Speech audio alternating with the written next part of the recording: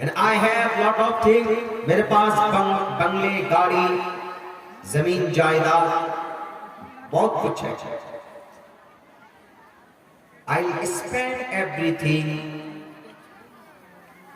for getting a precious thing. اس دن کی دولت کو حاصل کرنے کے لیے مجھے اگر خرچ کرنا پڑے تو I'm ready. میں تیار.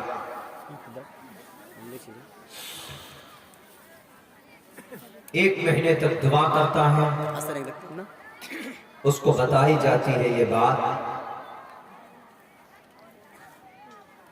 کہ تمہارے پاس ہے، جاؤ. I have given a precious thing and from 40 years ago میں نے 40 سال پہلے وہ چیز تمہیں دے دی ہے، وہ تمہارے گھر میں ہے، تمہارے پاس ہے. جاؤ، just consider، جاؤ اس پہ تم غور کرو، تمہارے پاس ہے.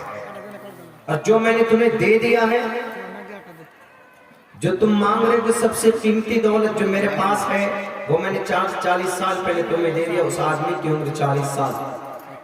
بلا جب تم پیدا ہوئے میں نے تبھی تمہیں دے دی تھی.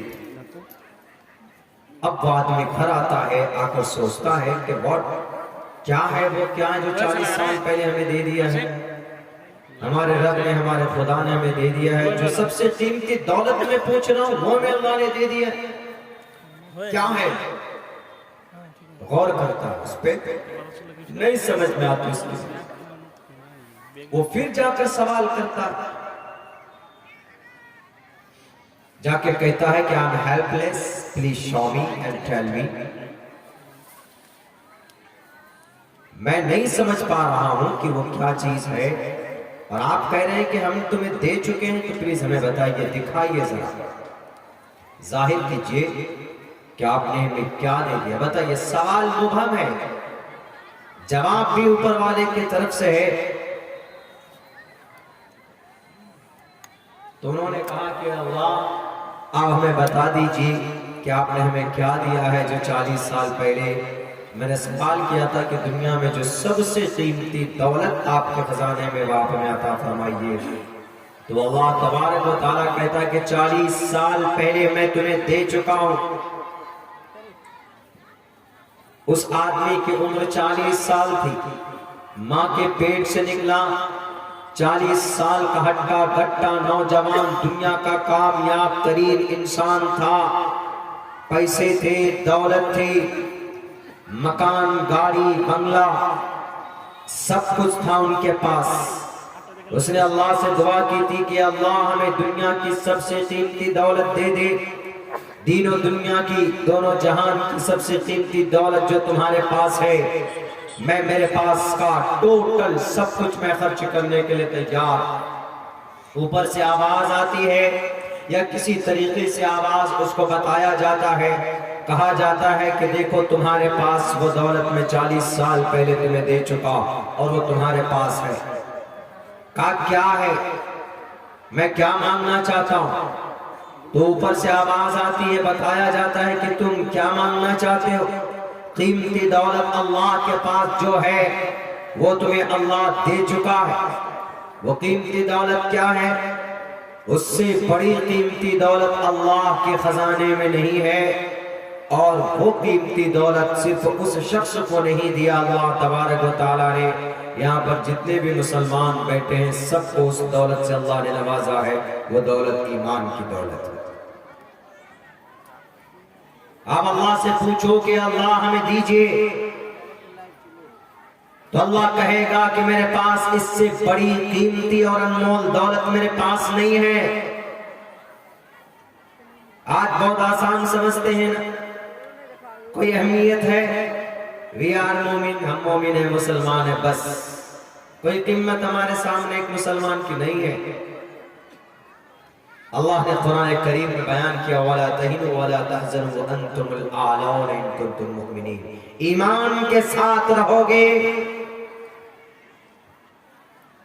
تو یہ شرابی، یہ کھڑے ہو کر پیشاب کرنے والے تم تک پہنچ نہیں پائیں گے، یہ تم پر مغلوب، تم پر غالب نہیں آ پائیں گے. اللہ تبارک و تعالیٰ نے مومن سے اعمال صالحہ کرنے والوں سے وعدہ کیا ہے، اور وعدہ کرنے میں تاکید کی انتہا درجے کا استعمال کیا۔ وعد اللہ الذین آمنوا وعملوا الصالحات لَيَسْتَخْلِفَنَّهُمْ فِي الْأَرْضِ، ضرور بالضرور، نون ثقیلہ لام تاکید، لا یستخلفن، صرف میں ہم لوگ پڑھتے ہیں جب بچہ مدرسے میں شروع میں پڑھتا ہے نو صرف قرآن سمجھنے کے لیے، یہ گرامر اس وقت پڑھایا جاتا ہے، رٹایا جاتا ہے۔ لَيَسْتَخْلِفَنَّهُمْ، اللہ ضرور بالضرور تمہیں اس زمین پر خلیفہ بنائے گا، تمہیں یہاں کی بادشاہت دے گا۔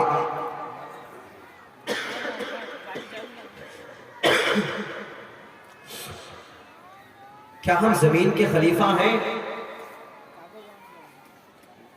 کیا زمین کے اوپر جو بھی طاقت ہے وہ ہمارے پاس ہے؟ کہیں پر بھی لَيَسْتَخْلِفَنَّهُمْ فِي الْأَرْضِ، ہے دنیا کے اندر جو نیچے سے جو خزانے ہیں وہ ٹوٹل کے ٹوٹل آج مسلمانوں کے قبضے ہیں۔ پیٹرول نکلتا ہے کہاں پر؟ مسلم کنٹریز میں۔ ڈیزل کہاں سے نکلتا؟ مسلم کنٹریز میں۔ سونے چاندی کہاں پیدا ہوتے؟ مسلم کنٹریز میں۔ بتائیے، ساری پریشیس تھنگ، قیمتی چیز، دولت اگر چاہیں تو دنیا کے ناک میں نکیل ڈالا جا سکتا ہے۔ ان تمام چیزوں کے ذریعے سے اس کی اتنی ضرورت آج پڑنے لگی ہے، لیکن آج ہم جھک گئے، آج ہمیں اپنی اہمیت معلوم نہیں ہے، اور جس کی وجہ سے آج ہم مارے اور پیٹے جا رہے ہیں۔ کیا کہا اللہ نے قرآن میں؟ وَلَا تَهِنُوا وَلَا تَحْزَنُوا، گھبراؤ بھی مت، ڈرو بھی مت۔ وَلَا تَهِنُوا وَلَا تَحْزَنُوا وَأَنْتُمُ الْأَعْلَوْنَ، تم ہی سربلند رہوگے، ان کنتم مؤمنین، شرط یہ ہے کہ تمہیں مومن بن کر رہنا۔ اور مسلمان کا مومن ہونے کی سب سے پہلی شرط کیا ہے؟ بنی آمنت باللہ، اللہ کی ذات پر مکمل ایمان۔ ہم مسلمانوں کے عقیدے میں بھی بہت گڑبڑی ہے، آمنت باللہ میں مکمل طور پر عمل نہیں ہے۔ وملائکتہ، تمام فرشتوں کو ماننا، اعتقاد اور ایمان رکھنا۔ وکتبہ، توریت بھی، زبور بھی، انجیل بھی اور قرآن بھی، ان پر ایمان رکھنا کہ اللہ کی طرف سے کتابیں نازل کی گئی۔ والگ بات ہے کہ توریت، زبور، انجیل یہ ساری کتابیں بدل دی گئی اپنے اپنے مرضی کے مطابق۔ وہ لوگ زمین پر کام کرتے، ان کو ترقی حاصل کرنے کے لیے آپ کے علاقے میں، آپ کے سماج میں بھی اگر بڑا سے بڑا اسکول کھولنا پڑے تو وہ کھولیں گے، لیکن محنت کریں گے وہ اپنے مذہب اور اپنے مشن کو آگے بڑھانے میں۔ ہم نہیں کرتے، ہم مسلمان بالکل بھی نہیں کرتے، اور بدنام ہوتے۔ مومن کی شان کیا ہے؟ 24 گھنٹے میں نماز پڑھیں پابندی کے ساتھ۔ ان الصلاۃ کانت علی المؤمنین کتابا موقوتا، ہم نماز پڑھتے ہیں۔ یہاں پر اگر کاؤنٹ کیا جائے انگلیوں پر تو میں دعوے کے ساتھ کہہ سکتا ہوں کہ شاید 10 سے 15% لوگ نمازی نکلے، وہ بھی ادھیڑ عمر کے۔ ہمارے جوان تو چھوڑو، وہ کہتے ہیں کہ جناب ہم پڑھ لیں گے جب ہماری عمر 50 سال ہوگی اس وقت ہم نماز شروع کریں گے۔ نہیں، اقیم الصلاۃ فرض ہوتا ہے ہر عاقل بالغ، آپ بالغ ہو گئے، آپ کے اوپر اقیم الصلاۃ کا آرڈر نافذ ہوتا۔ نماز پڑھیے، مسجدیں ہماری خالی ہے جناب، کیوں؟ بی جے پی والے نے منع کیا کہ نماز پڑھو گے تو تم پر کفر کا فتویٰ لگے گا، نماز پڑھو گے تو تم کو دیش دروہی کا خطرہ لگے گا۔ کیا بی جے پی والوں نے منع کیا؟ یا RSS والوں نے کہا کہ اذان مت دو، اذان دینا پاپ ہے، جرم ہے، گناہ ہے؟ لاؤڈ اسپیکر پر منع کیا ہے نا، وداؤٹ لاؤڈ اسپیکر تو منع نہیں کیا۔ 1957 میں سب سے پہلے لاؤڈ اسپیکر کو اذان کے لیے استعمال کیا گیا سنگاپور کی سلطانہ مسجد میں۔ لیکن آزان تو بنا لاؤڈ اسپیکر بھی دی جا سکتی ہے۔ کیا بجرنگ دل والوں نے کہا کہ تمہیں سود کھانا ہوگا؟ کیا سود حرام نہیں ہے؟